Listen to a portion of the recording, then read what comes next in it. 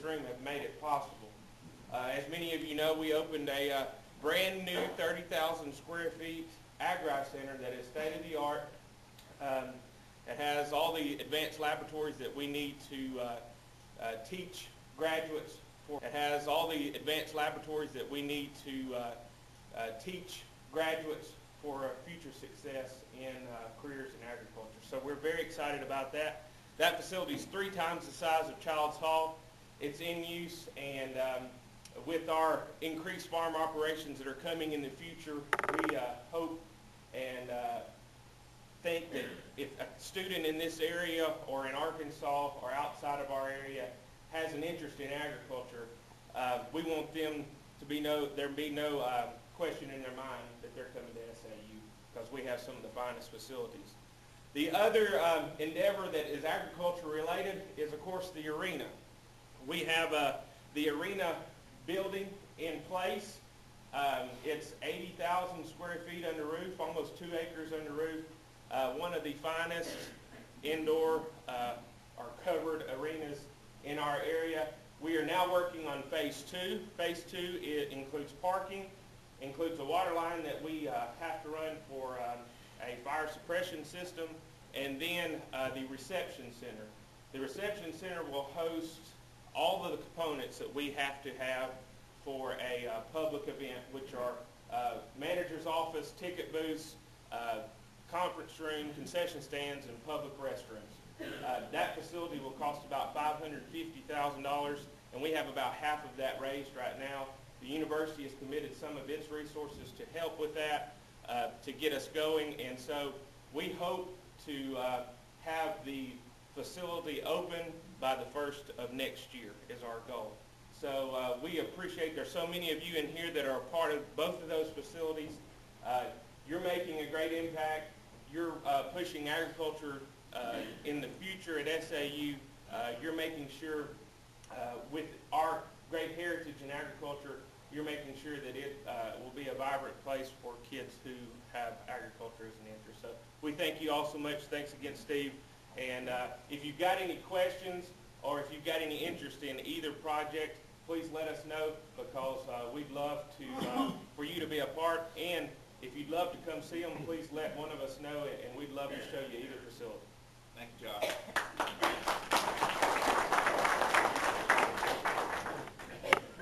Now, this is mighty informal. If y'all got a question of Josh, y'all feel free to ask him anytime. So, let's see. Next up, I'd like to introduce Miss Jerri with the.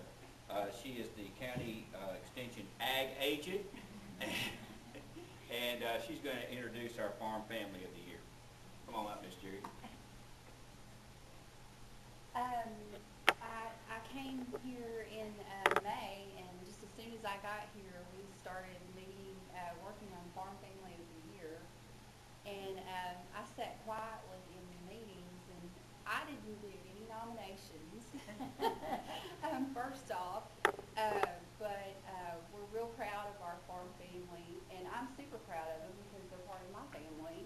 But Andy, can you come on up with the girls? Our farm family of the year this year is Amy and Jennifer Hansen. Jennifer's home with a baby. They have a little baby, Morena. But Andy and Jennifer have poultry houses and some cattle, and Andy comes from a long farming heritage. So we're real proud of them. But I didn't know no nominations. And I just want to say, this is really great that BancorpSouth recognizes agriculture. Agriculture is so important to our country, and more, it's so many people are losing so much touch with agriculture, and it's hurting the agriculture industry. So events like this and people like you help agricultural educators like us try to keep the world informed of where their food comes from and how it gets to their plate. It's really important that people know that. Thank you.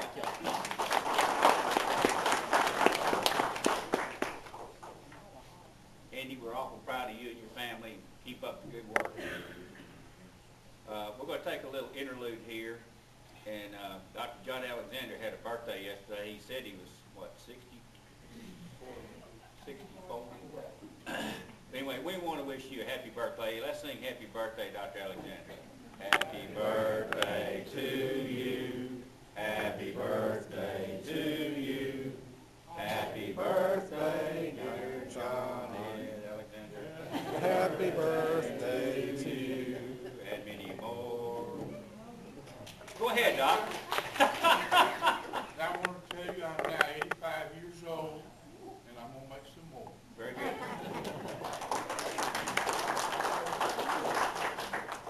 You were telling me before the meeting about what they could do at SAU about their mule situation. You've got a solution for that, don't you? I don't have any to sell them, but they want to buy a 10-year mule with no bad habits. No bad habits. Did they ever make one like that? Yes, sir. Okay. Thank you, Doc. Let's see. I want to introduce Johnny Loftin. He is, Johnny, if you don't mind coming up, Johnny Loftin is our state farm, on the state board of the Farm Bureau. And Johnny, you live in El Rey, don't you? Right. We appreciate you being here with us today, and appreciate you giving us an update on Farm Bureau. I'll try to give you a little bit of information here, some bills that Farm Bureau is looking at. The barrel hog bill, that's a big issue right now, and there's a lot of controversy over it. A lot of people that has hog hunting clubs, they're the ones that really fight against it bad because they want to get a bill out that no transfer of feral hogs at all. And if they did that, they would, if you caught one, you had to kill it there and leave it there, or move it, transport it that way, but not transport live. But that's still in the House right now, in HB 1478. Farm Bureau would like to support a feral hog bill, but we really don't have a whole lot of information what we'd like to have on it. But that's something that's coming up and it's in there now, and if anyone has anything on it, call your representative if you have any input on it. Another one is a metal theft bill.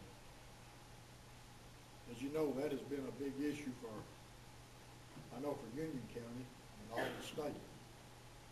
All the poker houses that are built idle in Union County, they have went in and stowed all the copper out of them. Even all the pivot systems and the row crop people have cost Farm Bureau several $1,000s to replace all of that. That's a big issue, but one of the things that hold back right now, I think, is Pulaski County is one of the largest counties in the state. They say they have over 100,000 metal transactions annually. And the sheriff there thinks that might cause a problem as far as getting it all registered, a free restoration for each one of those people who sell metal to you. That's another thing. We don't know how that's going to transpire. We are pushing for a metal theft bill of some sort. Another one is the ag utility exemptions. That got out of the House the other day, HB 1039, that Jeff Wardlaw was sponsoring. That takes off the taxes off the utilities, farm input, electricity and natural gas. And we'd like to thank all of them that got out of the House. It goes to the Senate now for their passage, which is be a big asset for poultry farmers and row crop. Another issue is the raw milk sales. A lot of people pushing for the sale of raw milk at dairies. Farm Bureau opposes that because we feel like it would cause a lot of damage. If you have a disease or anything, doing away with pasteurization, they want some of the dairy farmers want where they can sell 500 gallons of milk a year, raw milk. But we feel like it's like anything else that any preventative is better than not having any. And that's where we stand on these, and there's a lot more bills out there. The session, I believe, is Monday was a week filing bills and had over 200 to 300 shell bills that was filed that day. Where all of them come up and we've had a lot of issues on gun control. We don't know how all that's going, and birth control, abortions and all. So got some more issues coming up. And another one that Senate has got to act on this year is the $1 billion steel mill is going to be put in OCO. And the state as a community do a lot of work on that. And I believe about $120 million in that program there to get that off the ground again. Which that'd be a big asset to Northeast Arkansas. That's what I have, and it's a lot more going to be in there before session's over. If anyone have a question, I'll try to answer it. Any questions, Johnny? Appreciate the invite. Thank you, Johnny.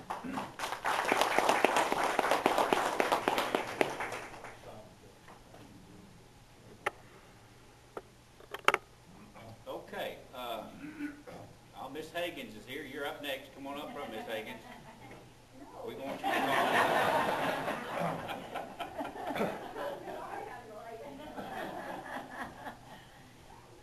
Well, you're a little bit better than the jeans. They came 2 weeks ago. Thank you for coming again, Wanda. We wanted to be sure to get here. Okay, next up I'd like to introduce Corbit Lamkin. He's our president of SAU-Tech up at Camden. And Corbit's always been a big asset here in Columbia County to us, and we appreciate all he does for down here. Of course, he was with SAU earlier. Corbit, I'll turn it over to you.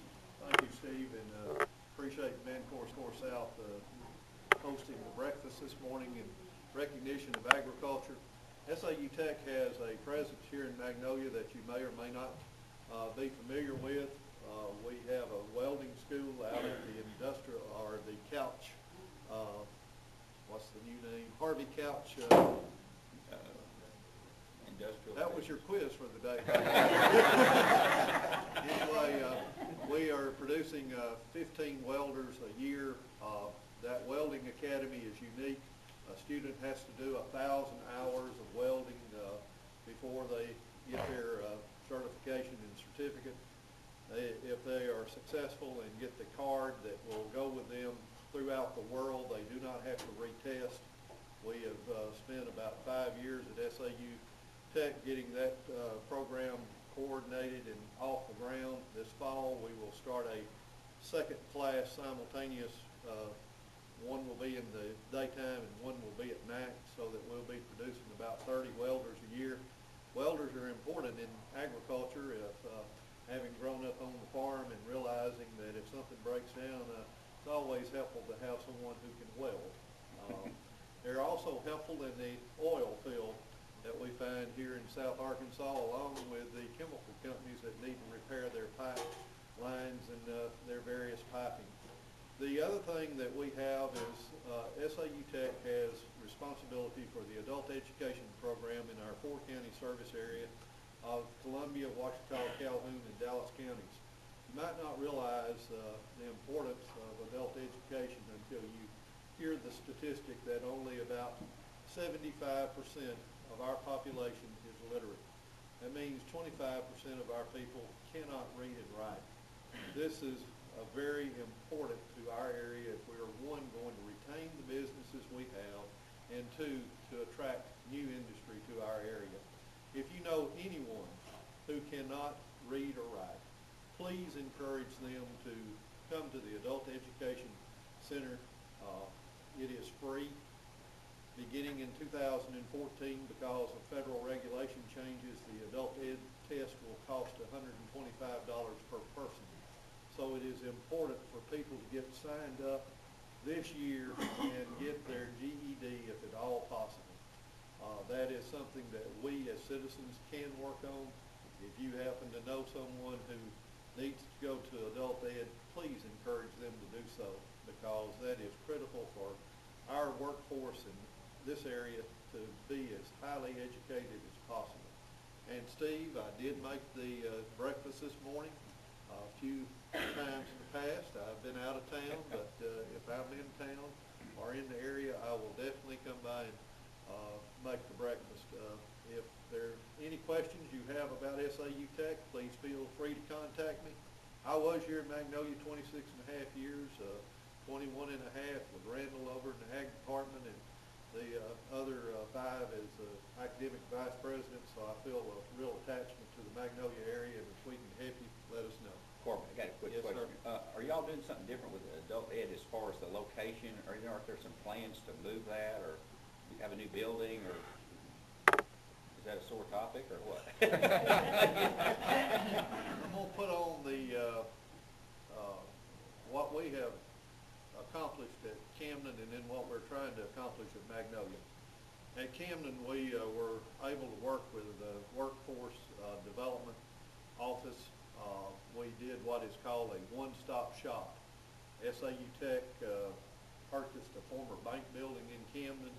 We were fortunate in that the stimulus monies were coming along, and we were able to have workforce is on the top floor, adult education is on the bottom floor of the Camden facility. Here in Magnolia, we have been working for about the past 18 months to have a one-stop shop in the Harvey Couch Park. It would have workforce on one end of the building, adult education on the other end of the building. We have been in negotiations, and a series of unfortunate events, sort of like a tsunami of things. One, sequestration took place. That impacts the amount of federal money that is turned back to workforce. 2, the legislature is in session, and I'm going to give a joke, and I want you to laugh at this, folks. Used to, the Arkansas legislature met every 2 years for 60 days, and people said that it should only be allowed to meet every 60 years for 2 days. However, they have gone to yearly sessions, and I do not have a joke about yearly sessions except to say there will be revenue reductions. Those of us who are employed by the state recognize this. So far, by the filing deadline, $2 billion, not million, $2 billion worth of tax cuts had been introduced out, and the state budget is somewhere between $4 and $5 billion. So, not all those are going to pass. Don't get excited. But if $300 million of tax cuts pass, it will result in a 15.4% reduction in revenue to all the state's colleges and universities. Public schools will not be impacted because of the Supreme Court ruling. You're not going to let people out of prison, and you're not going to put grandma out of the nursing home. I mean, basically, you're going to be taking all of the tax cuts from 21% of the state budget, and 17 of that 21% happens to be your institutions of higher education. So, yes, we're going to be cut, Steve. So, you just have had a great tsunami of things. We had what we considered a very good deal on the table. We were going forward, and now it's on hold. And I do mean it's on hold because, 1, sequestration could end any time. 2, the state budget cuts, we can absorb probably 30 to 50 million without too much consequence, but when it hits, you can do the math. If I tell you at 300 million we're going to get cut 15.4%, you know at 100 million it's going to be about 5.1 or 2%. So there are things in the works that we hope that things will work out and we can go forward, because a one-stop shop in Magnolia would be a great asset to the community, and that's what we're working toward. We have one in Camden. We know it works well. The other thing you have going here in Magnolia, and I apologize for taking all this time, but smarter sentencing. How many of you are familiar with the smarter sentencing program that's going on here in Magnolia? That is a program being carried out by the court system. in combination with adult education. First-time offenders are given, and this is not for violent crimes, this is for nonviolent crimes, they're given a choice of either going to serve time or going to adult education. I want to know in here, all of those of you who would like to go to prison, please raise your hand. Last year, Columbia County had at least 75 people that had opted for the adult education route. You can multiply 75 times $25,000. That's what it costs to keep a person incarcerated in the Arkansas prison system. So you can see that the Smarter Sentencing Program is saving the state a bunch of money. Our problem is the adult education program has not had any new funding since 1992. So we can only, in adult ed, you can only have 10 students per teacher. So when you put 75 more students into a program, that requires that we have to have additional faculty members. Well, these are some of the opportunities that we are seeking solutions for, and I am confident that smarter sentencing is the right way to go. I'm also confident that a one-stop shop for Columbia County is definitely the right way to go, and those are things that we're working to try to bring about. And contributions are always welcome. If anyone wants to step up to the plate and make about a $2 million contribution toward the one-stop shop, we would be more than happy to take that contribution. But in the meantime, we'll continue to hope and pray that the facility comes off the delayed list, as I call it, and gets back on track. Any other questions? Thank you, Corbett. Thank you, Appreciate Steve. it.